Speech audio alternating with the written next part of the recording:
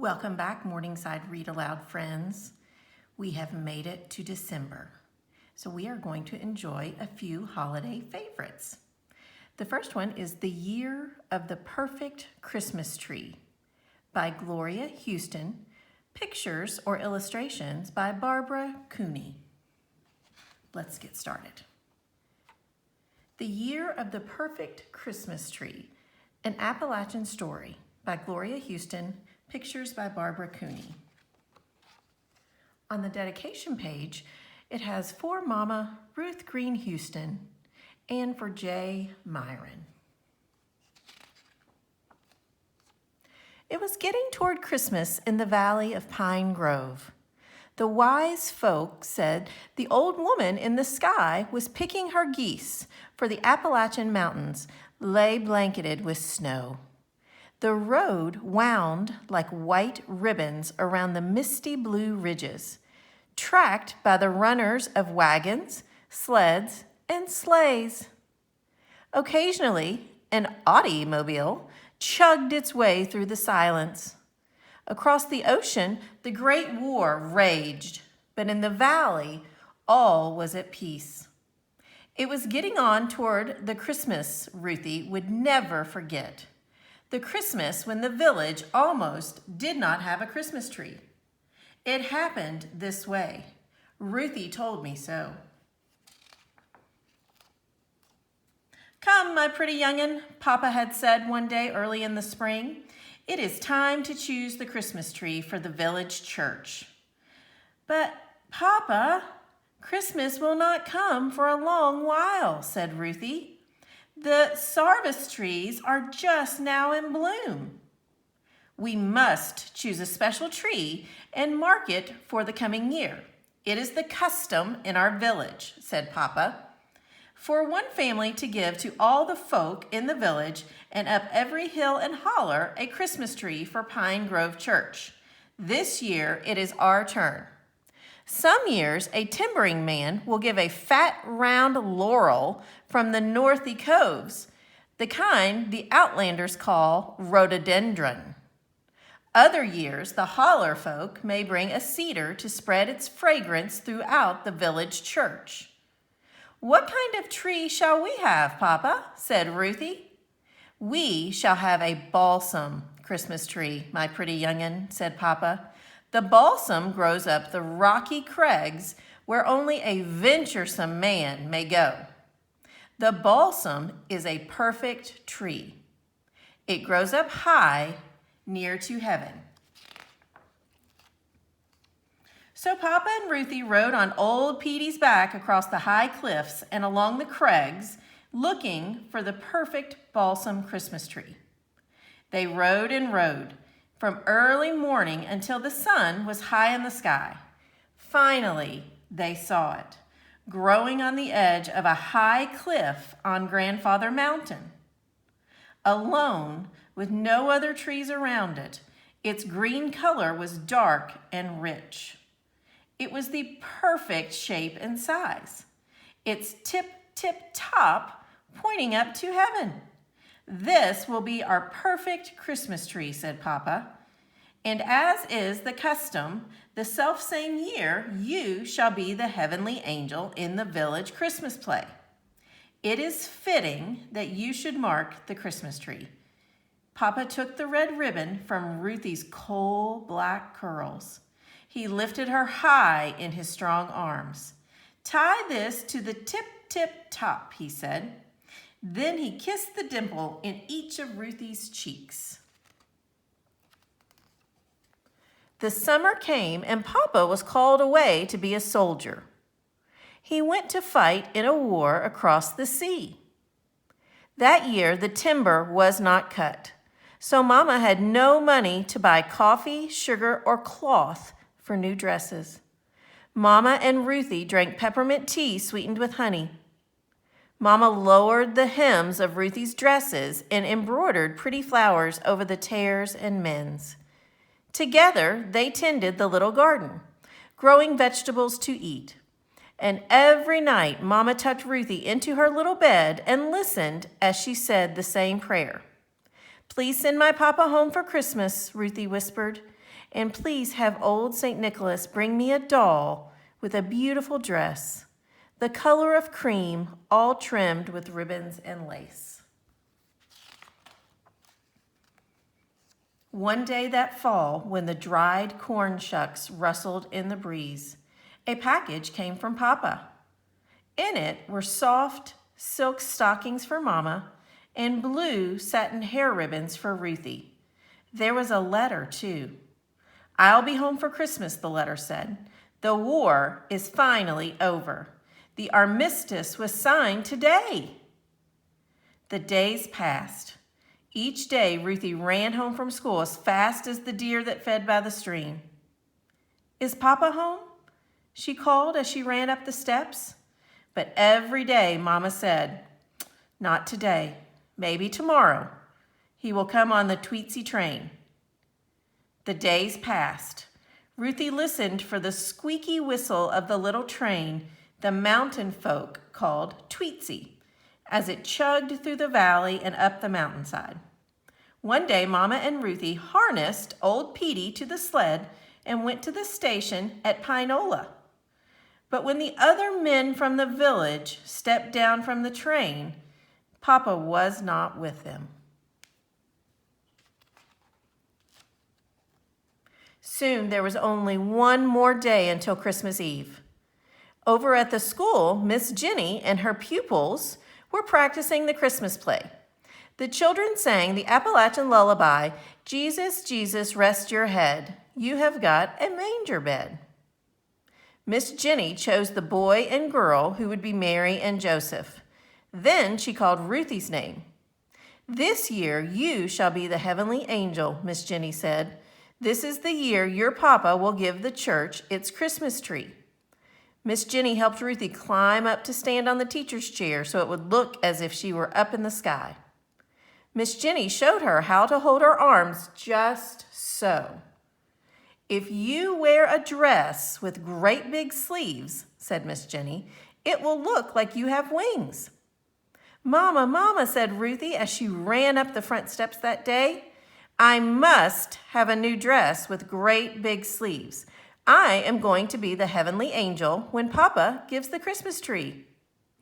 "Oh, my pretty young'un," said Mama, "I have no cloth to make a dress with great big sleeves, and I have no money until your Papa comes home." Mama kissed the dimple in each of Ruthie's cheeks and hugged her daughter tightly. That night, the preacher from Pine Grove Church knocked at the door.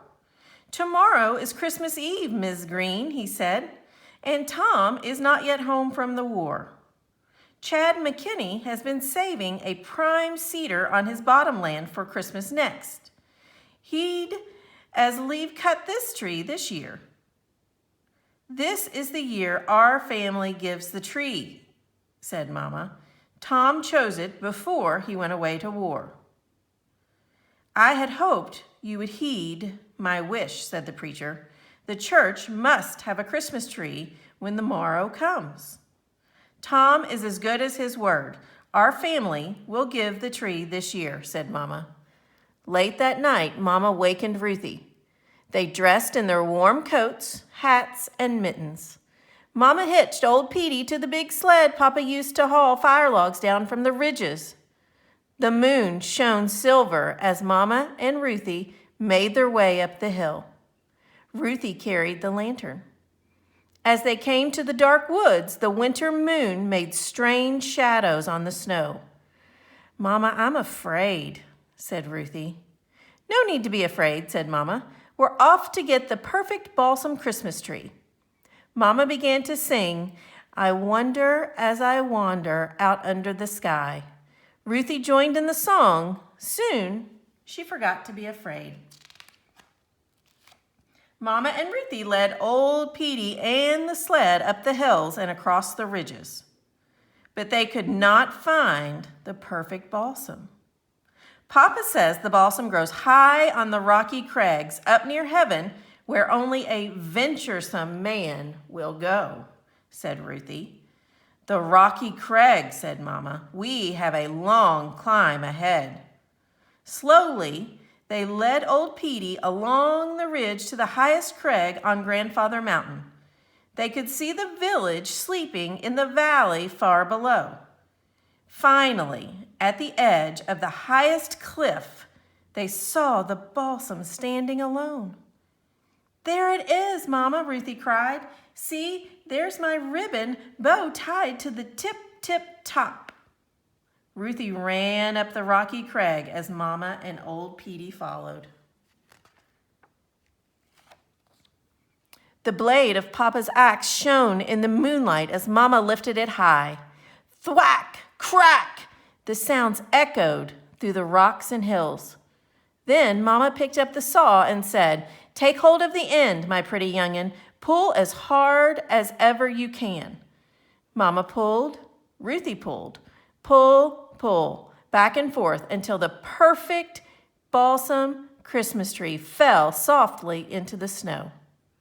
Ruthie and Mama lifted the tree onto the sled and tied it there. Then they made their way down the ridge. I saw 3 ships come sailing in. On Christmas Day in the morning, they sang. Through the soft snow, they led old Petey to the church. Together, they lifted the perfect balsam Christmas tree from the sled and stood it in the corner near the belfry wall. Just as the sun was rising over Doe Hill, they hurried home. Tucking Ruthie into her little bed, Mama whispered, "The folk shall have their Christmas tree, and you shall be the heavenly angel this year." Ruthie fell fast asleep, but Mama sat long by the firelight, sewing as fast as her nimble fingers could move. First, she cut the ribbons and lace from a wedding dress the color of cream. From it, she fashioned a smaller dress with flowing sleeves. Then she took a soft silk stocking, stuffed it with lamb's wool, and stroked it until it was smooth and round. She embroidered it with 2 blue eyes, little black curls, and made a dimple in each cheek. From the scraps of Ruthie's dress, she made a tiny dress just like it, all trimmed with ribbons and lace.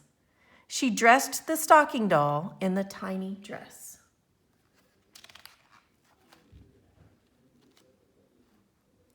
The sun was high in the winter sky when a knock came at the door. "Good Christmas Eve, Preacher Alice," Mama said. "Do come in and spell yourself." "Did you hear the news about the Christmas tree?" the preacher said.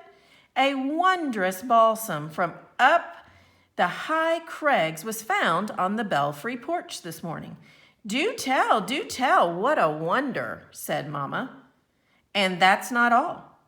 It's being told hereabouts that folks who live up the holler heard the angels singing high up on the ridge late into the night. And they were singing Christmas songs," said Preacher Alice. Ruthie hid her face in Mama's patchwork quilt so the preacher would not hear her laugh. Daylight was fading when Mama helped Ruthie into the prettiest dress Ruthie had ever seen. It was made of softest silk, the color of cream, all trimmed with ribbons and lace. It had long, flowing sleeves. "If you hold your arms just so," said Mama, "it will look like you have wings." At the church, the ladies of the valley had decorated the perfect balsam Christmas tree.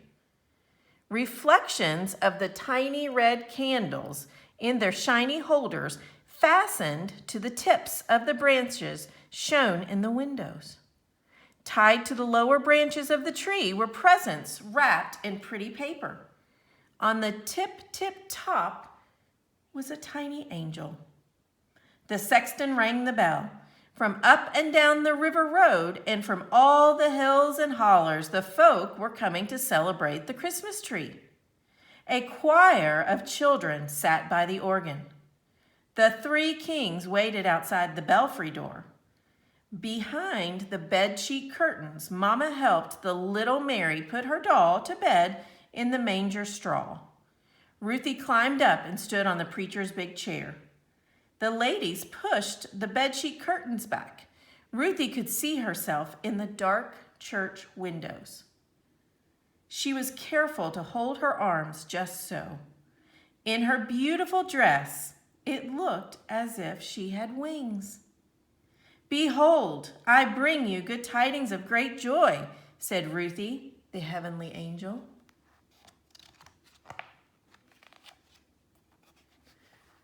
When the program was over, Ruthie went to sit with Mama on the front pew. Mama held her close. Then the three kings came walking down the aisle carrying lard pails filled with the Christmas treat pokes. Each bag contained a soft peppermint stick, some chocolate drops, an orange, and some hazelnuts. Behind the kings walked old St. Nicholas. He carried his toe sack goodie bag with him. Old St. Nicholas visited the Amen corner first. He gave each of the deacons a lump of coal or a willow switch. The folk in the church laughed. Then to all the children who had misbehaved, old St. Nick gave a willow switch or a lump of coal as well. Ruthie had been good that year, so she got a treat poke instead. At last, it was time to call the names on the presents tied to the tree. Every child in the church received a present. Everyone, that is, except Ruthie. A tear slipped down into the dimple in her cheek.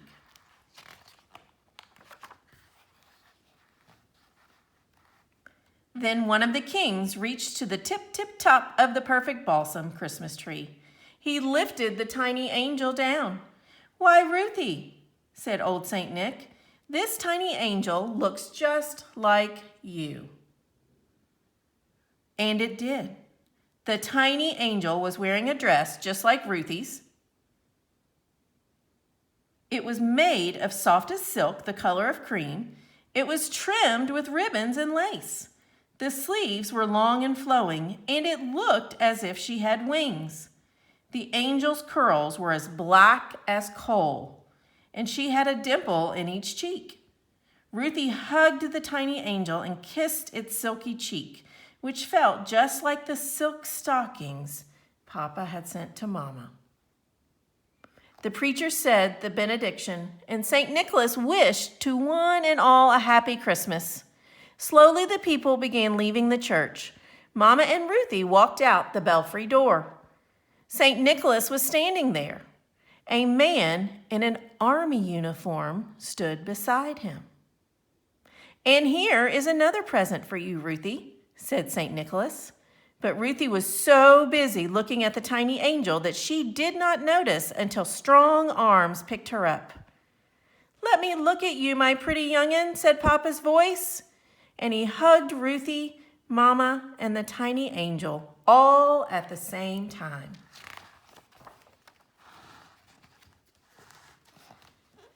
The village folk gathered around the church steps. Someone from the village began to sing, "Silent night, holy night, all is calm, all is bright." The folk in the village joined in. But Papa, Mama, Ruthie, and the tiny angel hardly heard. They just hugged each other some more. And since that time, every year, for more than 60 years, a tiny angel has stood on top of a perfect balsam Christmas tree. She wears a dress of softest silk, the color of cream, all trimmed with ribbons and lace. The sleeves are long and flowing, and it looks as if she has wings. The angel has coal black curls and a dimple in each cheek. That's how it happened. The Christmas of the heavenly angel in the perfect balsam Christmas tree. Grandma Ruthie told me so. The end.